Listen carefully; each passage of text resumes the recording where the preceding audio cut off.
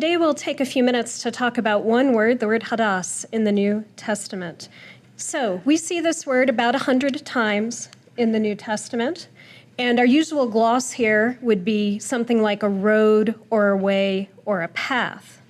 And when it comes to the King James Version, we get a pretty consistent translation of the word as way, but as you can see, we also do have some outliers there. And so those are ones we might want to take particular note of, since you wouldn't necessarily recognize that if you're just reading in the King James Version.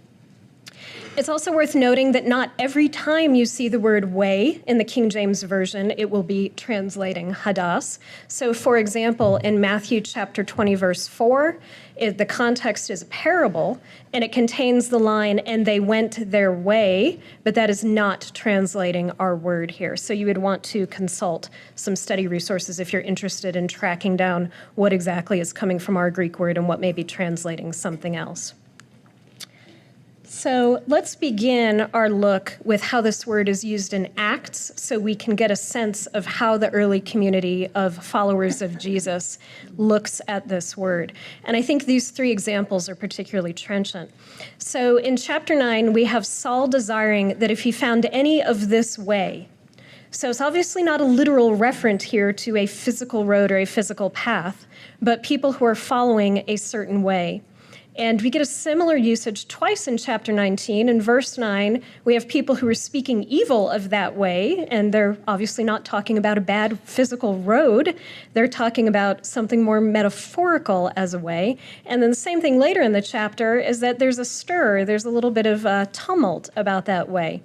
There are other examples in Acts that do this as well, but I hope that's enough to give you a sense that this is not just used in the literal sense of a road, although it very much can be, but it seems to be one of the titles given to the early Christian movement, to the extent that if you look at some modern translations, they would actually capitalize the word way in these verses and in some others in Acts to indicate that it's really functioning like a title for the early Christian church, a name of the church, if you will. We have even one modern translation that instead of way here translates it as movement to make clear that we're talking about the community of people who are followers of Jesus Christ and his teachings. So it almost becomes a technical term in Acts, almost a name for the church. It may, in fact, whether casual or formal, be the first name, at least as is recorded, that we have evidence of in the New Testament. One thing you might also want to pick up from these examples in Acts is that we're seeing both insiders, both followers of the way, and outsiders, those who are persecuting those who are following the way, using this term. So it's not just a term of art used by insiders or a slur used by outsiders, but it seems to be something that people both on the inside and the outside are using. So that's how we see it used in Acts. Now, we're going to shift our attention to the Gospels, keeping in mind that the audience writers, but also the audiences for those Gospels, probably have their thinking about this word, the way, informed by the fact that the word is being used to describe the movement of people who follow Jesus. And so when we encounter this word hodos in the Gospels, we need to ask ourselves, is it functioning just literally? Sometimes in the New Testament, it is strictly literal. In 8:26, where we have an angel saying, "Go down unto the way," that's going down from Jerusalem, that strikes me as pretty literal. I can be a creative interpreter, but even I would have a hard time finding a metaphorical meaning in that one. That strikes me as pretty literal. On the other hand, we can have a reading that's almost purely metaphorical. In Jude, when we're talking about the way of Cain, I'm virtually certain we are not talking about a paved asphalt road, right? This is almost strictly metaphorical. So when we come to the usage of this word in the Gospels, we need to decide on our continuum here between literal and metaphorical meanings. Are we far to one end or the other of the continuum? Are we in the middle?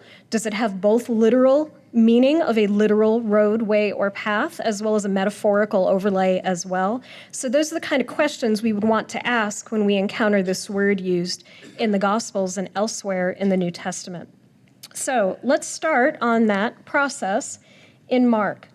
In the very beginning of Mark, the word pops up in the third verse. This is quoting Isaiah chapter 40, verse 3 in Mark 1:3. Where the voice of one crying in the wilderness says, "Prepare ye the way of the Lord." Now, My suspicion here is that the first audiences of Mark's gospel in hearing this are not thinking of a literal physical road, right? They're thinking of something more metaphorical, and particularly with this overlay, this understanding that they probably have, based on what we see in Acts, that this word refers to the movement of those people who are followers of Jesus Christ and his teachings. So with that frame, how do you read, "Prepare the way of the Lord"? First of all, we have the idea that there was a preparation for this movement. Secondly, the idea that it's prophetically foretold, coming out of verse 2, right, as it's written in the prophets. And then third, that this isn't just any old way or the way a bunch of peasants put together in Galilee. It's the way of the Lord.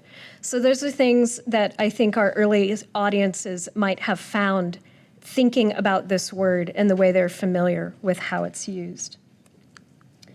Next, let's look at Mark 2:23. This one's a little interesting because we don't get "way" in the King James Version. We get hodos translated as they went, as you can see in the underlining here. And the context is that Jesus is traveling with some of his disciples. So the early audiences here, I think, are thinking that there is obviously a literal aspect to this. They are going through cornfields. They are literally traveling. But my suspicion is they can't help but also hear a more metaphorical turn to it as well. In other words, this is what it looks like when you are part of the movement of those who follow Jesus. You are on the way of discipleship, not just literally, although there is that element here, but also figuratively or metaphorically as well. In other words, this isn't a thing that happened once to some people a long time ago. This is the kind of thing that happens to you as you are part of the group of people who follow Jesus on the way. That fits the context here in Mark really nicely, where in Mark from 2:1 to 3:6, we have a series of 5 controversy stories called controversies because people approach Jesus with hostile questions. And through those stories, we have not just discussions of specific issues about the law and fasting and Sabbath observance, but an overarching issue of what it means to say Jesus has authority and what that authority enables him to do. And that's all wrapped up into this idea of being on the way. Next, let's look at Mark 8. Our context here is a feeding miracle.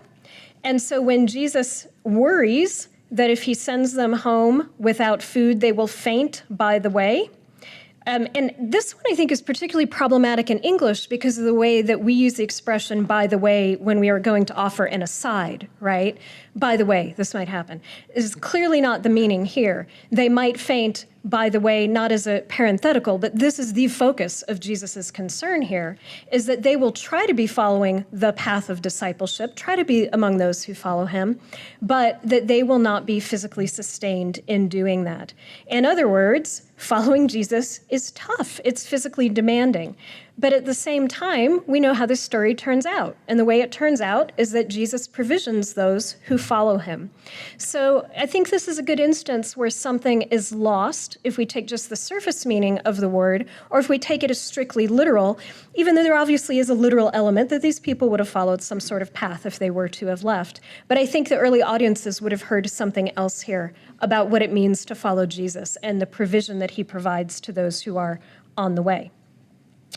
Next, this is one of the key scenes in Mark when in chapter 8, Jesus for the first time in verse 31 begins to teach them that the Son of Man must suffer and die. And as you can see in verse 27, this is prefaced by the note that they were on the way. Again, they're literally traveling, but the audience is hearing an overlay. And then there's this scene with Peter. And you can see what I've done here is I have highlighted what might strike you at first as sort of stage directions. In other words, these phrases give you a sense of who is physically where. But I think they do a little bit more than that. They're not just helping you visualize the story, although they do that. But remember, our context here is that we're on the way. We're on this metaphorical path of following Jesus. And so in 32, when Peter takes him, the implication is that Peter is trying to take Jesus off the way or the path by telling him, oh no, you can't suffer and die. But when Jesus turns around, he's resisting Peter's efforts to be taken off the path. When he says, get behind me, Satan, of course that sounds kind of harsh, and it is harsh. But it's also saying, Peter, get back on the path behind me. My job, as Jesus would be saying here, is to lead this path. Your job is to be behind me on the path. Your job is not to take me off the path because you don't like what I'm teaching. So 33 is certainly a rebuke, as the language clearly states. But I think it's tempered very much by this invitation in 34 to follow him. Jesus does not do what Peter did, which is to try to get him off the path, say, well, if you don't understand that, you're done here. No.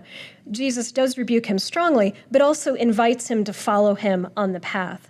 And I think these would, again, not have been interpreted by the early audiences as stage directions so much as a reflection on what it means to be on the path, to allow Jesus to lead on the path, to follow on the path, or to be off the path.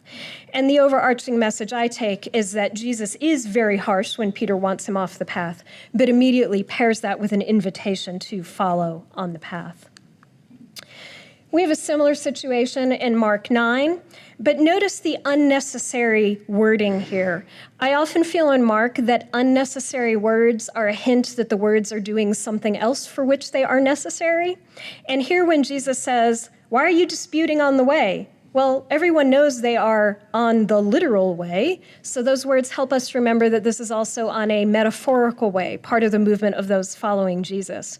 And then the redundancy is really striking in 34 because we just had an unnecessary reference to the way in 33, so a second unnecessary reference to the way in 34 really is striking to the audience. And it makes clear that this dispute about who is greatest, which is our topic here, is really not the kind of thing you should be happening when you are following on Jesus's path. Next, let's look in Mark 10, and we have here the story of Bartimaeus. In 46, this is one we may miss in English because we have hodos as highway side, but it is still our word we're focusing on. And then we get it again in 52 as the way.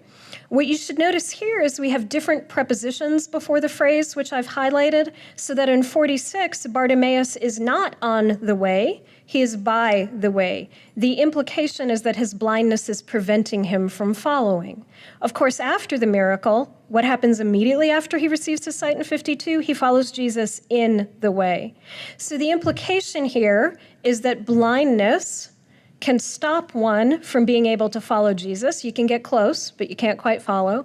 But Jesus' power is enough to overcome any sort of blindness, physical, spiritual, otherwise, that might prevent someone from following him. So that by the end of the story, Bartimaeus is able to follow Jesus in the way. So that adds quite a bit, I think, to our reading of this story.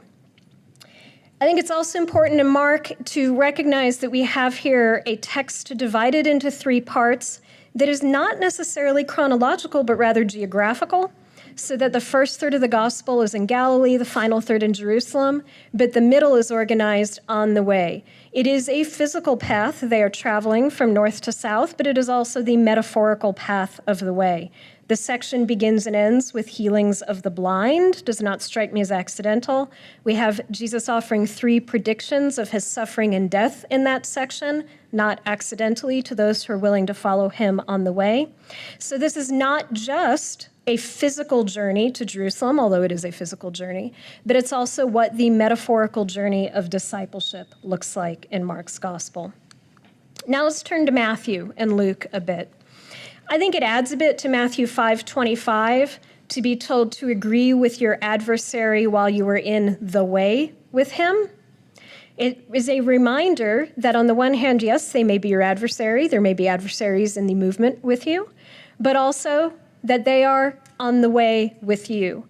So that adds for me a little bit to how I interpret this verse with this sort of double-edged message that yes, someone can be an adversary, but they are ultimately on the way of discipleship with you.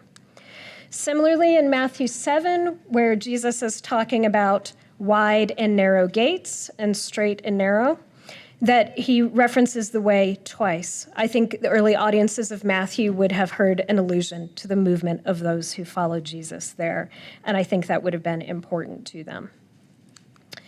Let's also look at Matthew 8:28. We have here this is the story where the demons are cast into the swine.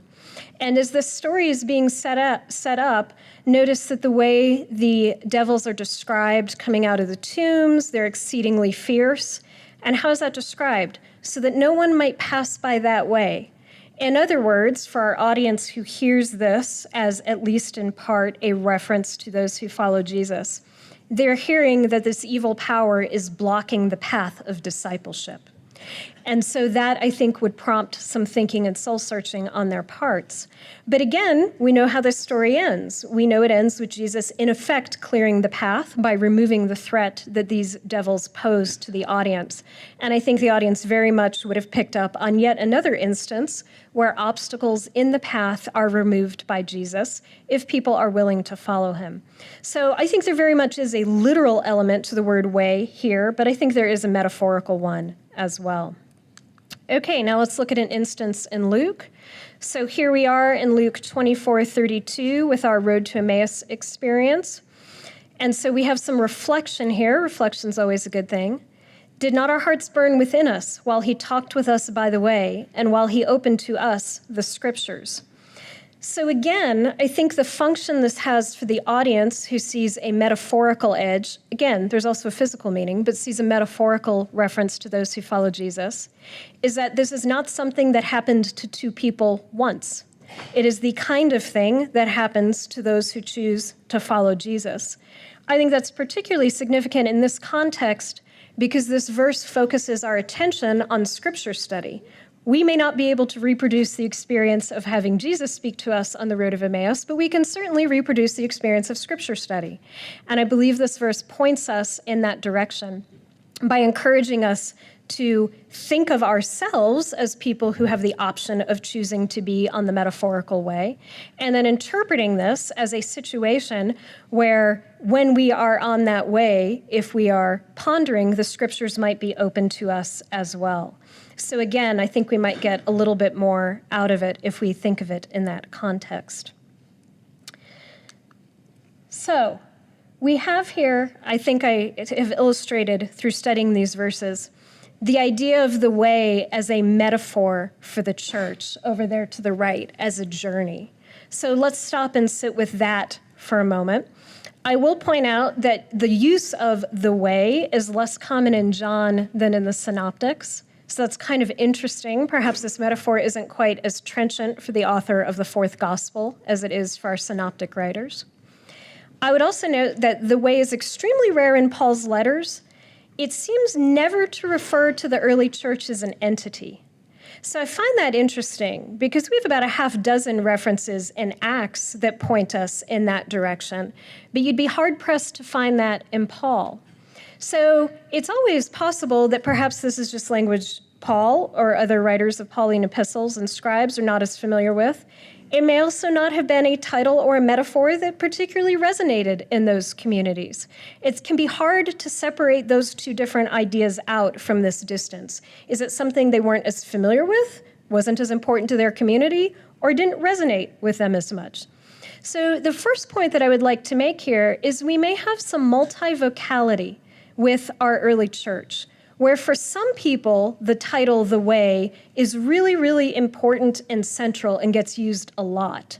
And for other people in communities, this isn't a title that resonates with them as much. It doesn't get used. They're turning to other metaphors, other images, other symbols and similes to explain what the church is like. That's a possibility. In my experience, we want to iron out multivocality. We want to minimize differences. I don't know that this is always a good thing. I've hoped to show through this graphic that there's one church in the middle, but there's a lot of different ways you might think about it, a lot of different things to which you might analogize it, a lot of different metaphors for it that may or may not be meaningful to you. I know, tangentially, a lot of people find the title elder brother really useful for Jesus Christ. I don't have an older brother. That one leaves me with a blank. I don't dislike it. I don't think it's wrong. I just don't know what to do with it. Whereas I'm sure those of you who have awesome older brothers think it's a great title. Those of you who were tormented by your older brothers may be on my side of the fence on that one. So That's why we need multivocality, right? Is that some metaphors are going to work for some people based on their life circumstances and not for others, and that's fine. That's why there's more than one gospel, and that's why there's more than one speaker in general conference. So as much as I like, and I think it's good to focus on this metaphor of the way as a metaphor that perceives the church as a journey, that I think very much would have been in the minds of perhaps particularly Mark's audience, it is not the only game in town. We might think of the church as a relationship. We certainly get that with the marriage imagery that comes out of the Old Testament, right? And that's very powerful for a lot of people. If you experienced a messy divorce, that one may not work for you so well. We, of course, can also metaphorize the church as a location. We might think of it as Zion. We might think of it as Zion's parking lot. Location can work. We might think of it as a time. And of course, there are probably a nearly infinite collection of other metaphors. A symphony, a buffet that we might use for the church. So I don't want to crowd out any of those other metaphors by highlighting the one of the way, even though I think it does exist in our New Testament texts. I do think it matters how you think of the church, particularly in the verse we looked at in Matthew 7:14. If Jesus is preparing them to see the movement of those who follow him as a narrow way and not a broad way, that does impact how you think about the church. It also impacts how you think of the early followers of Jesus. In academic circles, we usually refer to them as early Christians.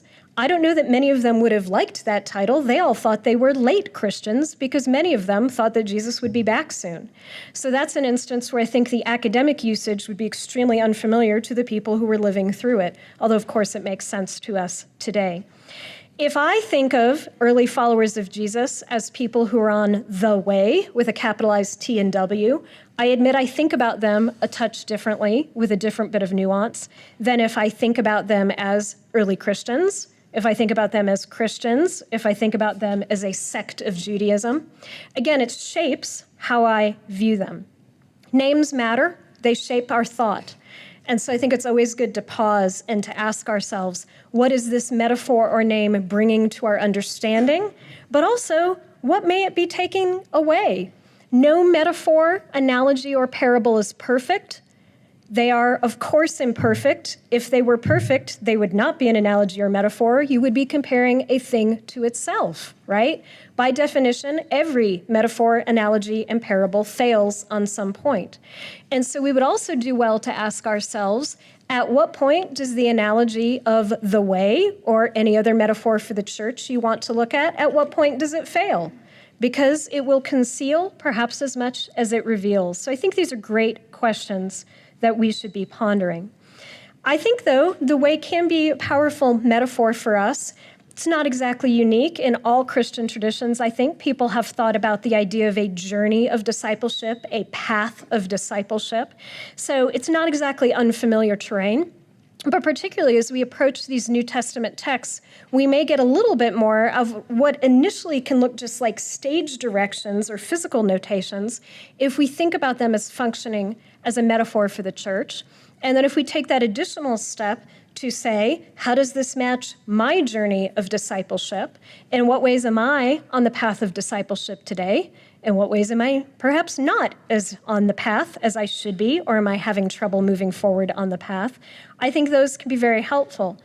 And I'd end on this note that particularly with the texts that we looked at today, what we often saw were first obstacles on the path, and secondly, we saw Jesus removing those obstacles for his followers. I can't think of a better note to end on, so that is where I will end. In the name of Jesus Christ, amen. Amen. Okay, the way, this is a question from the audience, sounds a lot like the path or even the covenant path, a suddenly popular LDS term. Yes, that is an excellent insight, and it may be useful as we think and discuss about the covenant path to look again at these references to the way. Thank you very much for that insight. Yes? Did I miss it, or Jesus called himself the way?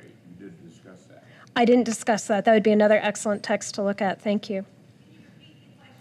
Oh, the reference to Jesus as the way was not one that I had discussed. Would be another excellent one to look at. It's one of the few in John. Right. Yeah. Yes? I have read that the tabernacle, the ancient tabernacle, is described as the way, the truth, and the light. The way being the gate into the larger area, the truth into the sanctuary, and the light, the veil into the most holy place. Would you comment on that? Is that Yeah. into the That's not something I looked at, but that would also be very powerful, of course, as we think about people in the context of Hebrew temple worship moving through, right, as they go through that process. That would be really interesting to look at. Okay, thank you.